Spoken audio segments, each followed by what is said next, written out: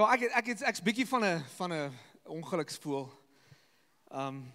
My vrou beklei baie met my, ons moet elke 3 maande 'n nuwe pak glase koop. En ek breek 100% van daai glase.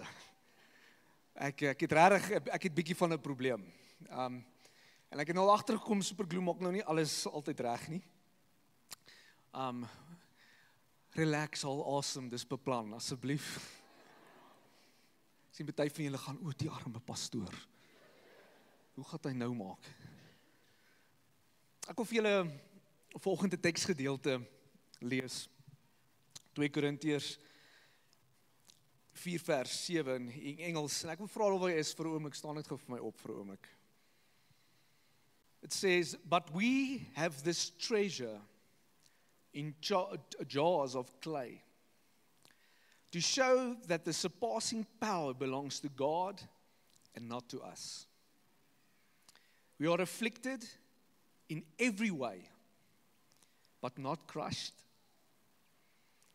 perplexed, but not driven to despair, persecuted, but not forsaken, struck down, but not destroyed. Kom ons sluit ons oë vir 'n oomblik. Heilige Gees, ek bid dat jy met elkeen van ons vanoggend sal praat.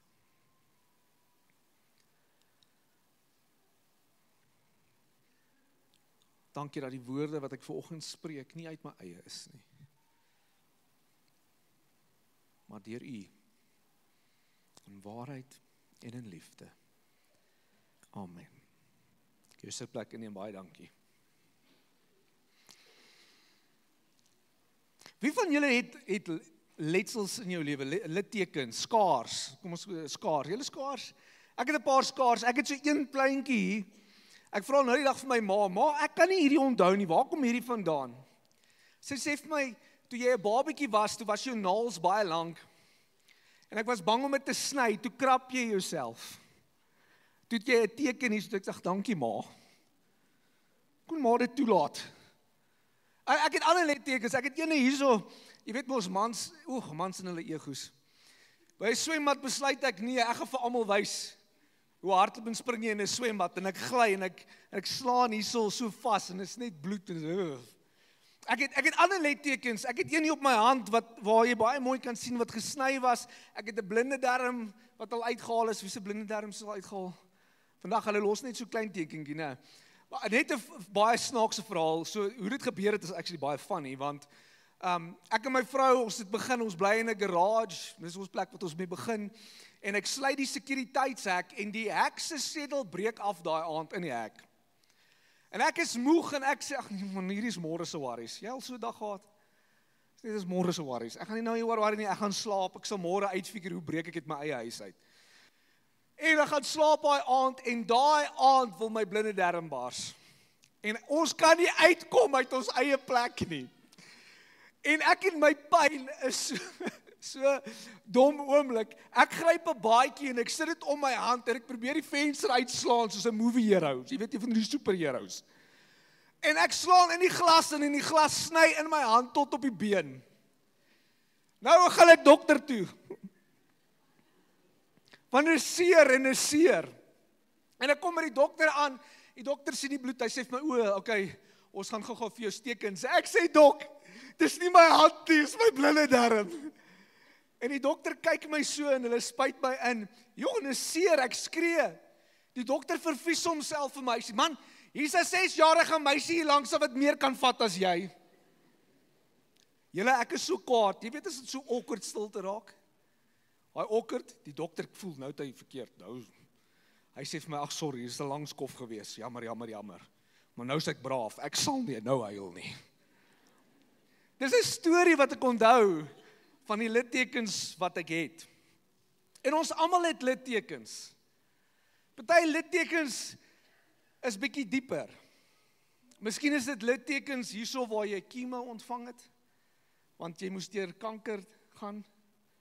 Miskien is dit littekens waar jy jouself gesny het, want emosioneel was jy stomp.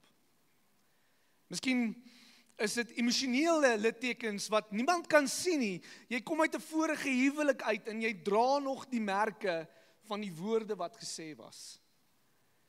Dit kan wees dat jy deur 'n dramatiese ding was, dat iemand by jou huis ingebreek het en jou lewe gedreig het. En hierdie is dit 'n littekens en dit beïnvloed hoe jy besluite vandag neem. En jy's genees selfs daarvan, maar die merke is nog daar. Ons almal dra hierdie merke van die lewe. Party van dit is nie ons skuld nie. Party van dit is ons skuld.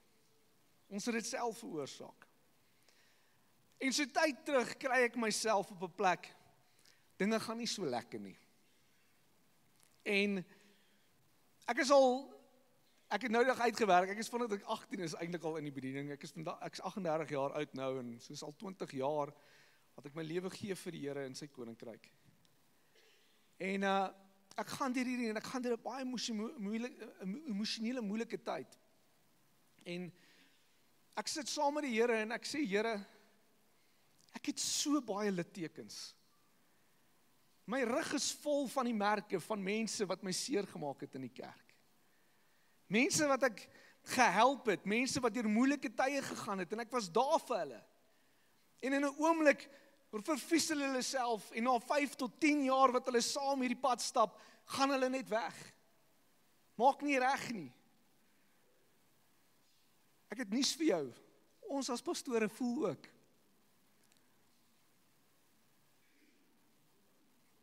Ons kry seer. Ons is mense. Here, ek het soveel littekens, ek voel nie goed genoeg nie. Ek is nie gedissiplineerd genoeg nie. Ek moet hierdie persoon wees wat mense na opkyk in die kerk, moet 'n sekere manier lyk, moet 'n sekere manier optree. En as ek 'n fout maak, jy weet, dis een ding as jou man vir jou kwaad is, maar as jy kwaad is vir die pastoor want hy het hard met jou gepraat, dis dit erger. Want die pastoor moet mos beter weet. Stil vanoggend hierso. En ek het soveel littekens wat ek dra. En ek sê vir die Here, Here, ek is moeg en ek is seer. En ek voel soos 'n man wat deur oorlog is vir jare. Ek dink nie, ek kan dit meer doen nie. Ek is nie goed genoeg nie. I can't do this. Daar is ouens wat beter praat as ek. Daar is ouens wat 'n beter pa is, wat beter leiers is, wat soveel meer doen. Here, I'm done. En die Here is stil. Jy al so 'n oomblik gehad, jy praat jou hart uit, maar die Here is stil. En so 2 weke terug, gebeur daar iets met my, en dit is baie persoonlik, ek deel dit met julle, want ek wil getuig van hoe groot God is. 'n Persoon profeties kom na my toe, glad nie in ons gemeente, ken glad nie my storie nie. Hy kom na my toe en hy gee vir my kompliment, hy sê, ek wil net vir jou sê, ek admireer jou. Maar jy weet, as iemand vir jou kompliment gee, ja, dit gaan, dan raak jy so awkward. Ag, dankie. En hy sê vir my, want jy het soveel letsels in jou lewe, en soveel merke, en die Here wys vir my, jy het vir hom gesê, you've got so many scars, maar hy wil jou nog steeds gebruik, en hy wil jou meer gebruik as ooit. En ek huil en ek besef hoe groot God is. Vanoggend wil ek bietjie met julle deel hoe ons deurgaan in hierdie littekens, hierdie letsels, hierdie skaars van ons lewe. Want ons almal dink as Christene alles moet net reg gaan. As dit nie lekker gaan met die besigheid nie, dan wat sê ons? Is die Here nou kwaad vir my? As dit nie lekker is by die huis nie, of ons gaan deur 'n moeilike tyd, of ons raak siek, dan sal ons elke keer dink, wat 'n sonde het ek nou gedoen, laat hierdie met my gebeur. Maar dit is nie so eenvoudig nie. Die eerste littekens, en hierdie is gewoonlik die moeilikes, is die selftoegediende littekens. Dis die goeders wat ons doen aan onsself, die foute wat ons maak. Het mense al vir jou gesê om nie iets te doen nie, dan doen jy dit anyway? Wie het al sulke foute gemaak? My vrou sal vir julle wys, ek het al baie, okay? Ja, ons almal het al sulke foute gemaak. Hulle waarsku jou, hulle sê jou, wat jy nou gaan doen, moet dit nie doen, jy gaan seer kry. Wat weet hulle? Ek weet dis my lewe. Ek sal maak met my lewe wat ek wil. Maar as jy 16 jaar oud is, dan dink jy mos so. Moenie vir jou tiener kyk nie, los hom uit. Maar ons kry byvoorbeeld die verhaal van Samson. Samson, gekies deur God, groot roeping in sy lewe, gekom om die Israeliete, hy was eintlik 'n superhero. Weet, superheroes is nou groot. Okay, hy was 'n ware lewende superhero. Hy was deur God geroep, bekragtig, afgesonder. Mense het van hom geweet. Die Israeliete het gesê, kyk hoe amazing wat het Samson nou weer gedoen. Hy het duisende verslaan op sy eie. En Samson word gevul met trots. En ons sien stadig maar seker hoe Samson begin foute maak. Hy begin eer vat vir homself. Hy begin met 'n Filistynse vrou wat die Here verbied het in daai tyd. Hy sê hy kan dit handle, hy kan dit hanteer. En ons sien hoe hy tot 'n val kom op so 'n punt dat die vyande hom vang, sy hare afsny, sy oë uitsteek. En hy's 'n swak man in die tronk. Hulle vat hom en sleep hom voor hulle en hulle begin hulle God aanbid en sê, kyk, ons grootste vyand is deur ons gode uitgelewer. Hy word oor die vloer getrek, soos 'n skouperd word hy gesit tussen twee pilare. Hy's vol skaars. Wie se skuld is dit? Die Here se skuld? Of Samson se skuld? Was nie deel van God se plan dat Samson deur dit moes gaan nie. En baie keer gaan ons deur dinge in die lewe, is nie deel van God se plan dat jy moet deur dit gaan nie, dis as gevolg van die besluite wat ons self geneem het. En hoor wat gebeur in hierdie oomblik. Judges 16 says, then Samson prayed to the Lord, sovereign Lord, remember me. Please, God, strengthen me just once more and let me with one blow get revenge on the Philistines for my 2 eyes. Then Samson reached towards the 2 center pillars of which the temple stood, bracing himself against them, his right hand on the one and his left hand on the other. Samson said, let me die with the Philistines. Then he pushed with all his might, and down came the temple on the rulers and all the people in it. Thus he killed many more when he died than while he lived. God in sy genade kies om ons nog steeds te gebruik, al maak ons foute. Al maak ons foute. En baie van ons loop miskien nog met hierdie goed in ons lewe rond. I've got scars, ek het foute gemaak in my lewe. Die Here sal my nooit kan gebruik nie. Ek wil vandag vir jou sê, as jy jouself voor God humble, if you humble yourself before God, jy erken jou foute, He will use you for His kingdom. Because He loves you. Hy's liewer vir jou as wat jy ooit kan dink en verstaan. Ons moet so versigtig wees, want ons kom baie keer op 'n plek, ons blameer die Here vir hierdie foute mos, né? Ons grootste ding waarmee ons sukkel baie keer, veral ons as mans, 'n bietjie van 'n geneigtheid, is om verantwoordelikheid te vat vir jou eie lewe. Ons blameer die ekonomie, ons blameer hierdie vrou, maak soos Adam, Here, hierdie vrou wat U my gegee het. Ons blameer alles en al, but it's us. Ons is verantwoordelik. Die tweede een is onbeplande littekens. Jy verdien dit nie. Jy het niks verkeerd gedoen nie, maar dit gebeur met jou. So iets sal met jou gebeur? 'n Trein het my getref, soos hulle sal sê. Dis nie jou skuld nie. Jy het dit nie veroorsaak nie, but it happened. Jy raak siek, jy het geoefen, jy het jou veggies geëet, en jou vleisies, en jy het gedoen wat jy moet doen, maar jy raak siek. Wat gebeur gewoonlik? Ons blameer ook die Here. Ons raak kwaad. Here, hoekom gebeur hierdie? Ek het alles gedoen wat U vir my gevra het. Ek het 'n storie, wag voor ek daar kom ons gaan eers na Josef. So, Josef, baie mooi verhaal in die Bybel, jongste, deur sy eie broer sy familie verraai. Kom ons wees eerlik, vriende maak seer, maar familie maak seerder. Is dit nie? Deur sy eie broers, die wat veronderstel was om lief te wees vir hom, verraai. Hulle wou hom eers doodmaak. Toe het een van hulle simpatie en sê, nee, wag. En toe verkoop hulle hom. En daarom 'n goeie prys gekry. Verkoop hulle hom en hy raak 'n slaaf. Het hy dit verdien? Nee. En hier werk hy in 'n slaaf in 'n huis. En hy gee sy alles vir dit. En die Here seën hom. En die woord sê, die baas van die huis, hy het nie nodig om eers mee te werk nie. Josef kyk na alles. En Josef hier kom hierdie vrou en hy's besig om te verlei en hy hardloop weg. En hy word geblameer en hulle stuur hom tronk toe.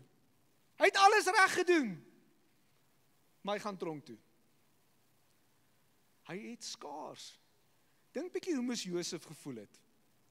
Dink julle Josef het ingegaan, gaan ek nou tronk toe, okay.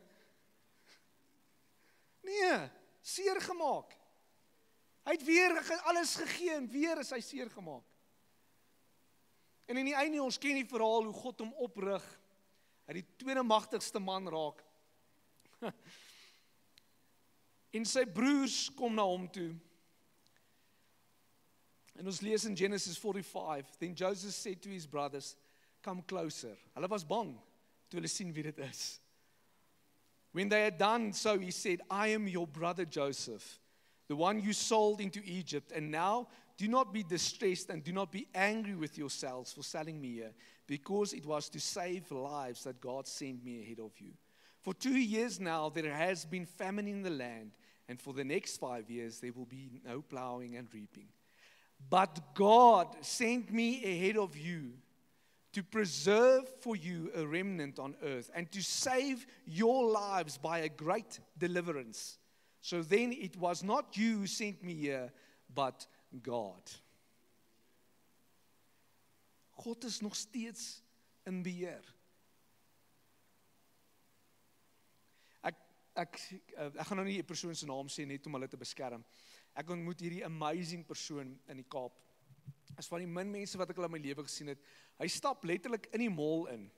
Nou begin hy met 2 mense oor Jesus praat. En die volgende oomblik is al 50 mense om hom. En hy's besig om te preek. Was een van die amazingste belewennisse wat ek gehad het. En hy het so diep kennis oor die woord. Ek sal vir ure by hom sit. En hy probeer met ons bietjie praat oor genade. En en hy sê, in die volgende oomblik kom sy seun ingestap. Awesome ou. En ek sien hoe lief is Doelhy vir, daar sê ek sy naam, sorry. Ek sien hoe lief is hy vir sy seun, en sy seun gaan weg, en hy praat weer oor genade met ons, en hoe groot God is, en die volgende oomblik sê, I want to tell you a testimony. Hy sê, paar jaar terug, toe het hulle inbraak in sy huis, en sy vrou is verkragt, en sy raak swanger. Praat van skaars. En die Here werk in Doelhy se hart, en hulle het nie abortus nie. Hulle maak die kind groot as hulle eie.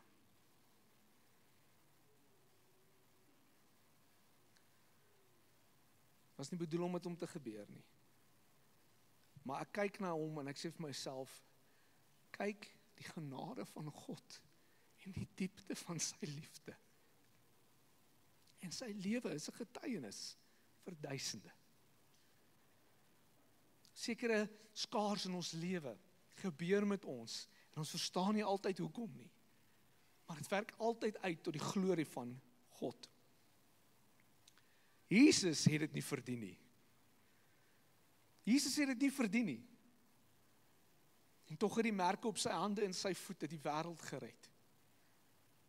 Isaiah 53 in NIV sê, He was oppressed and afflicted, yet he did not open his mouth. He was led like a lamb to the slaughter, and as a sheep before its shearer, in silent, so he did not open his mouth. By oppression and judgment he was taken away. Yet who of his generation protested? For he was cut off from the land of the living. For the transgressions of my people he was punished. Hy het dit nie verdien nie. En tog het hy geweet, dit is hoe dit moet wees. Hy het stil gebly. En hy het dit gedra. Daar gaan goed met ons in ons lewe gebeur, wat baie keer ons nie gaan verdien nie.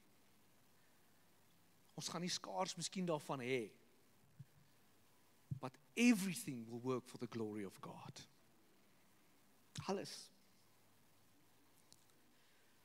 Die laaste een is die littekens van die lewe. Paulus, as ek gee van die grootste voorbeelde. 2 Corinthians 11 verse 24 says, 5 times I received from the Jews the 40 lashes minus 1. 5 keer is hy geslaan gewees, 39 keer. En dink bietjie by jouself, hoe moes daai man se rug gelyk het? It says 3 times I was beaten with rods, once I was pelted with stones. Hy het dood gegaan. Hy het weer opgestaan en toe gaan hy terug na hulle en toe sê hulle, is julle klaar? Hy sê, I spent a night and day in the open sea. I've been constantly on the move. I've been in danger from rivers, in danger from bandits, in danger from my fellow Jews, in danger from Gentiles, in danger in the city, in danger in the country, in danger at sea, and in danger from false believers. Ek dink hy was baie in gevaar. I have labored and toiled, and I have often gone without sleep. I have known hunger and thirst and have often gone without food. I have been cold and naked. Besides everything else, I face daily the pressure of the concerns for all the churches. Who is weak, and I do not feel weak. Who is led into sin, and I do not inwardly burn. If I must boast, I will boast on the things that show my weakness. Hy probeer nie hierdie dinge sê om te sê, kyk hoe great is ek en waardeur ek alles is vir God se koninkryk nie. Hy probeer hierdie goeters wys om te sê, ek is deur al hierdie goeters en ten spyte van dit, ten spyte van die swaar en die seer en my liggaam wat gebreek is, ten spyte van die moeilike tye wat ek nie verdien het nie, ten spyte van dit alles, die glorie aan God. Want hy het my deur al hierdie geneem. Ons het baie keer hierdie mentaliteit dat as Christene, dat when you are blessed, dan moet dit goed gaan net met jou. En as dit nie goed gaan met jou nie, dis 'n regte westerse manier om te kyk na Christendom. Ken jy daai, ekskuus, ek wil nou nie op tone trap nie. Daai evangeliste, as jy vandag saai, gaan jy 5 keer terugkry. Wat 'n lot nonsens. God het ons geroep om lewende offers te wees vir sy koninkryk. En raai wat, daar gaan oomblikke wees, wat jy gaan deur moeilike tye. God is nog steeds met jou. Daar gaan tye wees, wat jy dit nie verdien nie, maar dit is deel van God se plan, because he's working on you. En in die einde gaan daar merke miskien oorbly, maar raai wat, dit gaan vir God glorie gee. Because you cannot boast in your strength, your talent or your ability. Want jy sou dit nie maak op jou eie nie. Dit gaan oor hom en hom alleen. Ek sit nou die dag, ek hoop nou nie ek gaan op iemand se tone trap nie, maar soos julle my nou nie volgende week sien nie, dan weet julle ek het aanbeweeg. Ek sit nou die dag met 'n persoon, hulle is nou kwaad vir hulle pa. Hulle pa het nou 'n fout gemaak of iets nie reg gesê nie en hulle wil nou nie meer met hulle pa praat nie. Want hulle hart het nou seer. En ek verstaan dit. Ons het 'n geneigtheid om kwaad te raak wanneer ons seer gemaak word. Ons eerste reaksie is gewoonlik om te slaan. Ek ken iemand wat geslaan word, dan gaan hulle maar net, eina. Okay, jou eerste reaksie is om terug te byt, om met seer. En ek vra vir hulle die vraag, ek sê, okay, jy is kwaad vir jou pa. Hy sê ja. Ek sê, het jy in 'n warm bed geslaap elke aand? Ja, okay, wonderlik. Het jy kos gehad op jou tafel elke aand? Ja, nee, ons het genoeg gehad, meer as genoeg. Ek sê, het jou pa vir jou skool betaal? Ja. Ek sê, het jou pa vir jou studies betaal? Ja. Ek sê, okay. So as ons wil kwaad wees, dan moet ons kwaad wees oor alles. Jy moet kwaad wees vir jou pa, omdat hy vir jou, na jou gekyk het. En jy moet kwaad wees vir jou pa, omdat hy lief was vir jou. En jy moet kwaad wees vir jou pa, omdat hy opofferings gemaak het, sodat dit goed kan gaan met jou in die lewe. En jy moet kwaad wees vir jou pa, en hulle word soepstil. Ons raak selfs ook dieselfde met God, want hy is ons pa. Ons miskien verloor ons iemand in ons lewe, en ons is seer daaroor, en ons eerste reaksie is, ons wil kwaad wees vir die Here. Hoe kon die Here toelaat, dat my ma sou sterf? Dis reg, maar wees dan kwaad vir God vir sy voorsiening, wees dan kwaad vir God, dat hy nog altyd daar was vir jou. Hy is God. Hy is God. En mag my lewe nog baie littekens hê. En mag dit wys op die opofferings wat gemaak word vir sy koninkryk. Mag jy dit met trots dra, sodat dan mense na kan kyk en kan sê, ten spyte van dit, kyk wat het die Here gedoen deur jou lewe.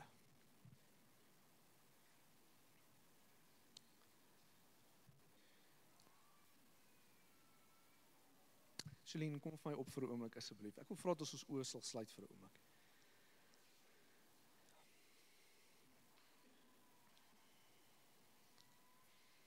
Twee Korintiërs 4, dan gaan ek weer lees en jy kan op die bord kyk of jy kan jou oë gesluit hou.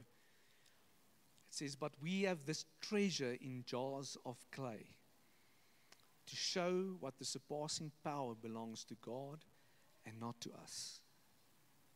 We are afflicted in every way, but not crushed, perplexed, but not driven to despair, persecuted, but not forsaken, struck down, but not destroyed. God doesn't allow us to have scars to remind us that we've been hurt, but to remind us that we've been healed.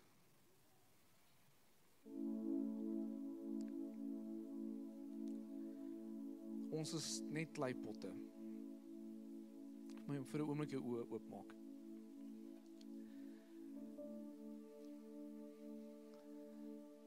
Ons is nie so great soos wat ons dink ons is nie. Ons breek baie maklik. En wanneer ons breek, ons kan superglue gebruik, ons kan die beste goed gebruik, ons probeer aan mekaar vassit, maar daar gaan maar nog altyd merke wees. Maar die woord sê duidelik, the greatest treasure, die grootste skat, het God gekies om binne in jou te sit. Ten spyte van hoe maklik en gebroken ons is. Sodat juis die glorie nie sal kom vir onsself nie, maar dat juis hy al die glorie kan ontvang. Ek voel in my gees, dis mense wat hier so sit vanoggend en jy stikkend en jy het vra. Jy voel kwaad miskien vir die Here of vir mense om jou wat jou teleurgestel het. Jy dra die merke op jou rug, op jou arms, in jou hart. God wil dit kom genees. Daai merke gaan soms nogal bly. Nie om die seer te onthou nie, om te onthou wat God vir jou gedoen het. Kom ons sluit ons oë. Ek voel as iemand hier so, jy het jouself gesny, jy het jouself fisies seer gemaak, en jy skaam oor daai merke. Ek voel hoe die Here vanoggend vir my sê, moenie meer skaam wees nie, want hy het jou genees. As mense daarna kyk en jou vra, kan jy sê dit is so, kyk dit is wat ek gedoen het, maar God het my vrygemaak. sien jy sit mense vanoggend hier so in. Jy het seer. Jy dra merke. Jy was kwaad vir die Here en kwaad vir mense en jy was eintlik maande, jare laas in die kerk. Vanoggend wil God vir jou sê, ek was met jou al die pad. My vra vir 'n oomblik, hier ons die ligte net 'n bietjie afsit. As jy vanoggend hier so is en jy het seer. Net daar waar jy is my vir 'n oomblik staan nie. Ek wil vir jou bid. Oë is gesluit, niemand kyk nie. Staan op vir my daar waar jy is. Sê Here, hier is ek.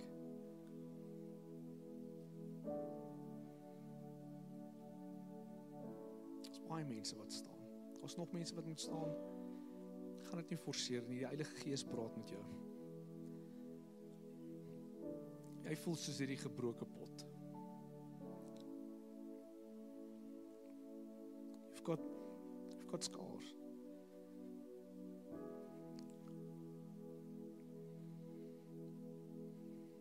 Sy. Kom ons sluit vir 'n oomblik ons oë. Aba Vader, ek wil kom bid vir elke persoon wat nou staan. Wat merke het, wat wonde het, Here, wat seer is. Wat swak voel. Wat nie goed genoeg voel nie. Miskien is dit dat hulle dit self veroorsaak is. Jou sonde, miskien is dit dat hulle niks verkeerd gedoen het nie, dat dit net met hulle gebeur. Dankie dat U 'n God is wat genees. Ek bid dat U hulle nou sal genees deur die Heilige Gees. Dat hulle hierdie merke sal dra aan hulle lewe, Here, om U glorie te gee. Dat mense gaan kyk daarna en sê, kyk wat het die Here gedoen in my lewe. Dankie vir die vryheid wat dit bring. Dankie dat U 'n God is wat in beheer is. Dat U 'n God is van liefde. En ons sê